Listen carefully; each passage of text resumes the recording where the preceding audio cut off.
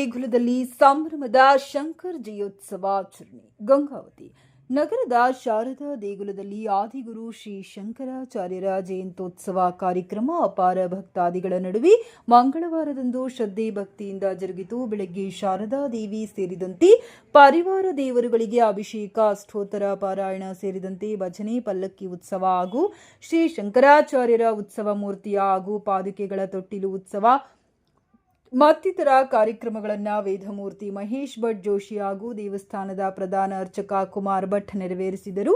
ಈ ಸಂದರ್ಭದಲ್ಲಿ ಧರ್ಮದರ್ಶಿ ನಾರಾಯಣ ರಾವ್ ಮಾತನಾಡಿ, ಧರ್ಮ ಜನರನ್ನ ಒಂದುಗೂಡಿಸುವ ಸಾಧನವಾಗಿದ್ದು ಅವಾಸಾನದ ಅಂಚಿನಲ್ಲಿದ್ದ ಹಿಂದೂ ಧರ್ಮದ ಪುನರುತ್ಥಾನಕ್ಕಾಗಿ ಶಂಕರಾಚಾರ್ಯರ ಅದ್ವೈತ ಸಿದ್ಧಾಂತ ವಿಶ್ವಕ್ಕೆ ದಾರಿದೀಪವಾಗಿದೆ ಎಂದು ಹೇಳಿದರು. ಈ ಸಂದರ್ಭದಲ್ಲಿ ಶಕುಂತಲಾ ಹಾಗೂ ಕವಿತಾ ದಿಗ್ಗಾವಿ ಸಮಾರಂಭವನ್ನು ಉದ್ದೇಶಿಸಿ ಮಾತನಾಡಿದರು. ಜಗನ್ನಾಥ್ ಅಳಂಬಂಡಿಕರ್, ಕಾಶಿನಾಥ್ ಜೋಶಿ, ಕೆವಿ ಜೋಶಿ, ಕೃಷ್ಣ ಗೋಪಾಲ್, ಧರ್ಮಾಧಿಕಾರಿ ರಾಘವೇಂದ್ರ ಅಳವಂಡಿಕರ್, ವಿನಾಯಕ್ ಭಟ್, ವೈದ್ಯ ಭೀಮ್ ಭಟ್, ಕರ್ಮುಡಿ ದತ್ತಾತ್ರೇಯ ಗಾಣಿಕರ್, ಚಿತ್ರಗಾರ ಸುವರ್ಣ, ಗಾಯತ್ರಿ ಅಳವಂಡಿಕರ್, ಶೇಷಗಿರಿ ಗಡಾದ್, ಅನಿಲ್ ಅಳವಂಡಿ ಸೇರಿದಂತೆ ಶಾರದಾ ಶಂಕರ ಭಕ್ತ ಭಜನಾ ಮಂಡಳಿ, ಸತ್ಯದೇವಶ ಭಜನಾ ಮಂಡಳಿ, ಯೋಗೇಶ್ವರ ಯಾಜ್ಞವಲ್ಕ್ಯ ಭಜನಾ ಮಂಡಳಿ, ಗಂಗಾಧೇಶ್ವರ ಮಹಿಳಾ ಭಜನಾ ಮಂಡಳಿ ಸೇರಿದಂತೆ ಅಪಾರ ಆಸ್ತಿಕ ಬಂಧುಗಳು ಪಾಲ್ಗೊಂಡಿದ್ದರು.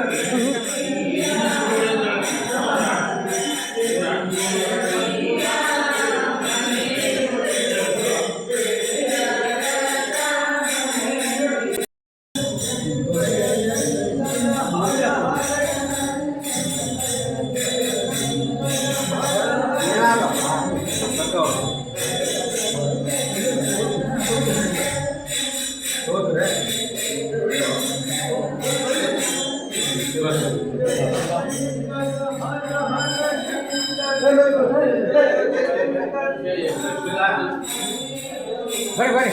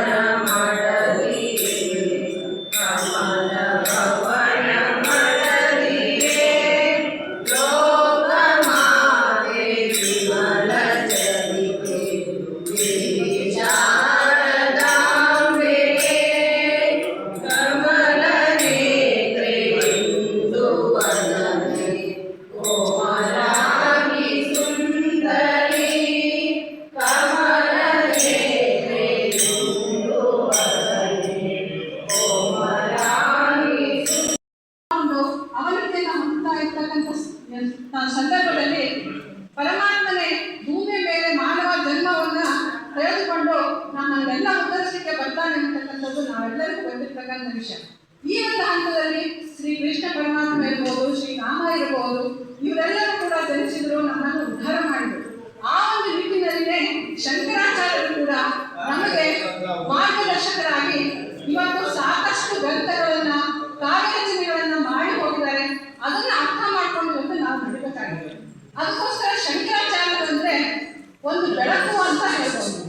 ಯಾಕಂದ್ರೆ ಅವ್ರು ಮಾರ್ಗದರ್ಶನ ಮಾಡ್ತಾ ಇದ್ದಾರೆ. ಬೆಳಕು ಅಂದ್ರೆ ನಮಗೆ ಮಾರ್ಗದರ್ಶನ ಮಾಡುತ್ತೆ, ಕತ್ತಲನ್ನೇ ಮಾರ್ಗದರ್ಶನ ಮಾಡ್ತಕ್ಕಂಥದ್ದು ಬೆಳಕು. ಆ ಬೆಳಕು ಅಂತ ಹೇಳ್ಬೋದು. ಒಂದ್ಸಲ ಅನ್ಸುತ್ತೆ ಬರೀ ಬೆಳಕು ಅಂದ್ರೆ ಸಾಕ, ಶಂಕರಾಚಾರ್ಯರು ಬರೀ ಬೆಳಕ ಅಲ್ಲ. ಇನ್ನು ಒಂದು ಹೇಳ್ಬೇಕಂದ್ರೆ ಶಂಕರಾಚಾರ್ಯರು ಪ್ರಖರವಾದ ಬೆಳಕು ಅಂತ ಹೇಳ್ತಾರೆ. ಯಾಕೆ ಪ್ರಖರವಾಗಿದ್ದು ಅಂತ ಹೇಳ್ತೀವಿ? ಒಂದು ಮೇಣದ ಬತ್ತಿಯನ್ನು ಹಚ್ಚಿದ್ರೆ ನಾವು ಅದು ಬರೀ ನಮ್ಮ ಸುತ್ತಮುತ್ತಲು ಮಾತ್ರ ಬೆಳಕನ್ನು ಕೊಡುತ್ತೆ. ಅದೇ ಒಂದು ಟಾರ್ಚ್ ಲೈಟ್ ಅನ್ನ ಬಿಟ್ಟರೆ ಅದು ಸ್ವಲ್ಪ ಬಹಳ ದೂರದವರೆಗೆ ಬೆಳಕನ್ನು ಕೊಡುತ್ತೆ. ಅದೇ ಇನ್ನೂ ಹೆಚ್ಚಿನ ಒಂದು ಸರ್ಚ್ ಲೈಟ್ ಅಂತ ಬಿಡ್ತೀವಿ, ಅದು ಬಿಟ್ಟರೆ ಇನ್ನು ಬಹಳ ತುಂಬಾ ದೂರದವರೆಗೆ ಬೆಳಕನ್ನು ಕೊಡುತ್ತೆ. ಅದಕ್ಕಿಂತಲೂ ಹೆಚ್ಚಿನದು ಇಡೀ ದೇಶ ಪ್ರಪಂಚದಾದ್ಯಂತ ಬೆಳಕನ್ನು ಕೊಟ್ಟಿರೋರೇ ನಮಗೆ ಶಂಕರಾಚಾರ್ಯ ಅಂದ್ರೆ ತಪ್ಪಾಗಿತ್ತು. ಹಾಗಾಗಿ ಅವರು ಪ್ರಖರವಾದ ಬೆಳಕು ಅಂತ ಕರೀಬಹುದು. ಸ್ವರ್ಗಕ್ಕಿಂತ ಮಿಗಿಲು ಅಂತ, ಜನನಿ ಮತ್ತು ಜನ್ಮಭೂಮಿ ಸ್ವರ್ಗಕ್ಕಿಂತಲೂ ಮುಗಿಲಾದದ್ದು ಅಂತ. ಅಂತಹ ಸಂಸ್ಕೃತಿಯನ್ನು ಹೊಂದಿರುವಂತಹ ಭಾರತ ಭೂಮಿಯಲ್ಲಿ ನಾವು ಜನಿಸಿರೋದೇ ನಮ್ಮ ಪುಣ್ಯ. ಇಲ್ಲಿ ಸನಾತನ ಸಂಸ್ಕೃತಿ ಅನುಚಾರವಾಗಿ ನಡೆದುಕೊಂಡಂತ ಬಂದಿದ್ದು. ಭಾರತದ ಸಂಸ್ಕೃತಿ ಎಂಥದ್ದು ಅಂದ್ರೆ ವಿವಿಧತೆಯಲ್ಲಿ ಏಕತೆ ಭಾರತದ ವೈಶಿಷ್ಟ್ಯತೆ. ಈ ವೈಶಿಷ್ಟ್ಯತೆಯಲ್ಲಿ ಹೊಂದಿರುವಂತಹ ಭಾರತ ದೇಶದಲ್ಲಿ ಹಿಂದೂ ಧರ್ಮ ಅವಸಾನದ ಅಂಚಿನಲ್ಲಿದ್ದಾಗ ಅದನ್ನು ಪುನರುತ್ಥಾನ ಮಾಡೋದಕ್ಕೋಸ್ಕರನೇ ಶ್ರೀಶಂಕರ ರೂಪದಲ್ಲಿ ಭಗವಂತ ಈ ಭೂಮಿಗೆ ಅವತರಿಸಿದ. ಇದು ನಮ್ಮೆಲ್ಲರಿಗೂ ಗೊತ್ತಿರುವಂತಹ ವಿಷಯನೇ. ಚಿತ್ರವಾಗಿ ಹರಿದು ಹೋಗ್ತಾ ಇರುವಂತಹ ಸನಾತನ ಧರ್ಮವನ್ನ ಗಟ್ಟಿಗೊಳಿಸಿ ಜನರಲ್ಲಿ ಜಾಗೃತಿಯನ್ನ ಮೂಡಿಸಿ ಜನರನ್ನ ಒಟ್ಟಾಗಿ ಸೇರಿಸಿ ಭಾರತದಾದ್ಯಂತ ಸನಾತನ ಧರ್ಮವನ್ನ ಅವರು ಸಾರಿದ್ರು. ಅಂತಹ ಶಂಕರರ ಜಯಂತಿಯನ್ನು ಇವತ್ತು ನಾವು ಆಚರಣೆ ಮಾಡ್ತಾ ಇದ್ದೀವಿ. ಇದೇನು ಉಪನ್ಯಾಸ ಮಾಲಿಕೆ ಅಲ್ಲ, ಅವರು ಜಗದ್ಗುರುಗಳು. ಅವ್ರ ಬಗ್ಗೆ ಮಾತಾಡ್ಬೇಕಂದ್ರೆ ಒಂದು ಯೋಗ್ಯತೆ ಬೇಕು ಮತ್ತು ಪಾಂಡಿತ್ಯ ಬೇಕು. ಆಗ ಅಷ್ಟು ದೊಡ್ಡವಳನ್ನಲ್ಲ, ನನ್ನ ಮತಿಗೆ ತಿಳಿದಷ್ಟು ಅಥವಾ ಅವರ ಬಗ್ಗೆ ನಾನು ತಿಳಿದುಕೊಂಡಿರುವಂತಹ ಒಂದೆರಡು ವಿಷಯಗಳನ್ನ ನಿಮ್ಮೊಂದಿಗೆ ಹಂಚಿಕೊಳ್ಳಕ್ಕೆ ನಾನು ಇಷ್ಟಪಡ್ತೀನಿ. ಸನಾತನ ಧರ್ಮದ ಹರಿಕಾರ ಶಂಕರಾಚಾರ್ಯರು ಅಂತ ಹೇಳಿದ್ರ, ಶಂಕರಾಚಾರ್ಯರಿಗಿಂತ ಮುಂಚೆ ಸನಾತನ ಧರ್ಮ ಇರಲಿಲ್ವಾ ಹಾಗಾದ್ರೆ ಭಾರತದಲ್ಲಿ ಅನ್ನುವಂಥ ಒಂದು ಪ್ರಶ್ನೆ ನಮ್ಮನ್ನ ಕಾಡುತ್ತದೆ. ಆದ್ರೆ ಆದಿ ಶಂಕರಾಚಾರ್ಯರ ಅವತಾರ ಎತ್ತೋದಕ್ಕಿಂತ ಮುಂಚೆನೂ ಭಾರತದಲ್ಲಿ ಸನಾತನ ಧರ್ಮ ಇದ್ದು ಹಲವಾರು ಋಷಿಮುನಿಗಳು ಅದನ್ನ ಆಚರಣೆ ಮಾಡ್ತಾ ಇದ್ರು. ಆದ್ರೆ ಶಂಕರಾಚಾರ್ಯರಿಗೆ ಇದ್ದಂತಹ ತೀಕ್ಷ್ಣ ಚಾಣಾಕ್ಷತನ ಹಾಗೆಯೇ ಚುರುಕು ಬುದ್ಧಿ ಇಂದಾಗಿಯೇ ಇವತ್ತವರು ಅಚ್ಚಳಿಯದೆ ಹೆಸರನ್ನ ಉಳಿಸ್ಕೊಂಡಿದ್ದಾರೆ. ಸತ್ತು ಹೋದ್ಮೇಲೆ ಜೀವಂತ ದೇವತೆಯಾದಂತ ಜಗದಂಬೆ ಶಾರದಾ ಮಾತೆ, ಶ್ರೇಷ್ಠ ತತ್ವಜ್ಞಾನಿಯಾಗಿರುವಂತಹ ಜಗದ್ಗುರು ಶಂಕರಾಚಾರ್ಯರು, ಚಂದ್ರಮೌಳೀಶ್ವರರು ಹಾಗೂ ಶಕ್ತಿ ಗಣಪತಿ ದೇವರುಗಳಿಗೆ ಭಕ್ತಿಪೂರ್ವಕ ನಮಸ್ಕಾರಗಳನ್ನು ಸಲ್ಲಿಸುತ್ತಾ ಎಲ್ಲರಿಗೂ ಶಂಕರ ಜಯಂತಿಯ ಶುಭಾಶಯಗಳನ್ನು ನಾನು ಕೋರುತ್ತೇನೆ. ಅಭಿಸ್ವರ್ಣಮಯಿ ಲಂಕಾನಾಂಬೆ ಲಕ್ಷ್ಮಣ ರೋಚತೆ ಜನನಿ ಜನ್ಮಭೂಮಿಶ್ಚ ಸ್ವರ್ಗಾದಪಿ ಗರಿಯಸಿ ಅಂತ ಹೇಳುತ್ತೆ ಸಂಸ್ಕೃತದ ಶ್ಲೋಕ ಒಂದು.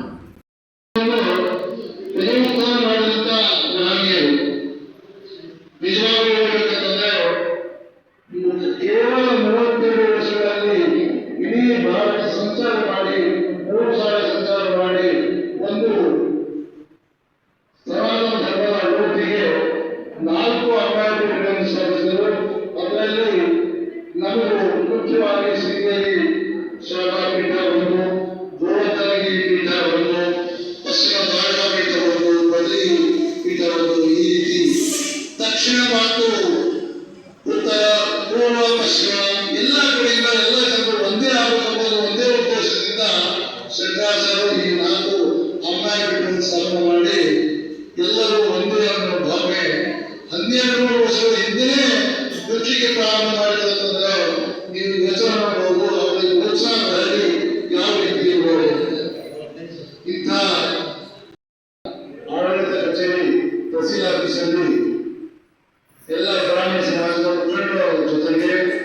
ಸೇರಿಕೊಂಡು ಸರ್ಕಾರಿ ನಮ್ಮ ಆದೇಶದ ಪ್ರಕಾರ ಶಂಕರಾಚಾರ್ಯ ಜಯಂತಿಯನ್ನು ದಾರ್ಶನಿಕ ದಿವಸ ಅಂತ ಆಚರಣೆ ಮಾಡ್ತಾರೆ.